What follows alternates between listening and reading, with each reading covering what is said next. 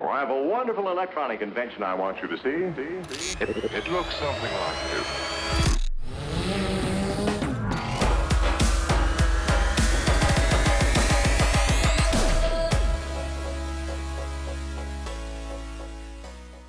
Okay, and now on to rule number 3, which is depth. You can give your images a sense of depth by including elements in the foreground, the midground and the background. When we do this, we want to make sure that those elements are relevant and they complement the subject. If they aren't relevant, then including them isn't going to add much. But by positioning an object closer to the camera than, say, the subject behind, it's going to add that sense of depth to your images. And vice versa. If our subject is closer than the background, that's going to add that sense of depth as well. By positioning different elements in the foreground, the midground, or the background, it's going to visually add layers to your images and it's going to create a new perspective. Now, by also using elements that complement or tie together, it's going to create a visually more attractive picture. What we can do using this technique is then draw our viewer's eyes around the image.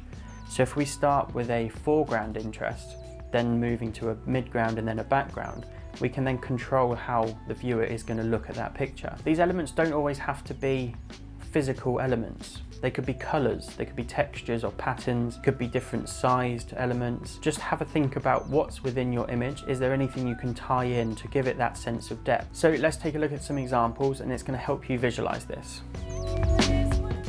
So the first example we have here looks like a derelict church on top of a mountain. So by positioning the church in the foreground in this image and then including the background mountains, it really just gives that sense of depth. It's also going to show that this church is in the middle of nowhere. By including the wider landscape, just gives us that perspective of that location. We can see that it's a really remote location. If the image was taken a lot closer, maybe higher looking down, that could just be a church anywhere. By taking a step back with our camera and including the church in the foreground and then all of these mountains in the background, just really gives us that sense of scale. On to the next image here. Now this one again shows a really good sense of scale and it adds that depth to that image. By including this large formation of rocks in the foreground or the midground, really shows how big this landscape is. These mountains are obviously huge. One thing to be careful is it works well in this image because the landscape is so vast, but if it's a smaller, tighter shot,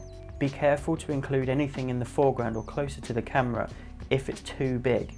If that overwhelms the rest of the image, then we're going to not have that impact and it's just going to take away from what's in the background. If the subject is large in the foreground, then that can be fine, but ultimately if the subject is hidden behind something in the foreground, it's just going to take away that impact. And on to the next example here.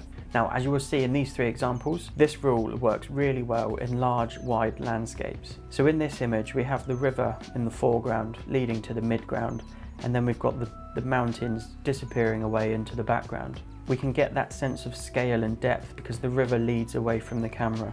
The mountains are leading away as well. Again, just using this technique gives those layers to the image and it just gives it that perspective as if we were actually stood there looking at it. And the final image here, we've got these colours and textures in all of these ridge lines. This adds a really nice visual element that attracts our attention into the image. We've then got the hot air balloons dotted around the picture. Some are in the midground, but some are tiny in the background. This image has a really good sense of depth. We've got this interest here in the foreground. We've then got the hot air balloons in the midground disappearing away into the background of these large mountains. Now this is a really good example of this rule as they look almost like they are layers that have been put together to create this image.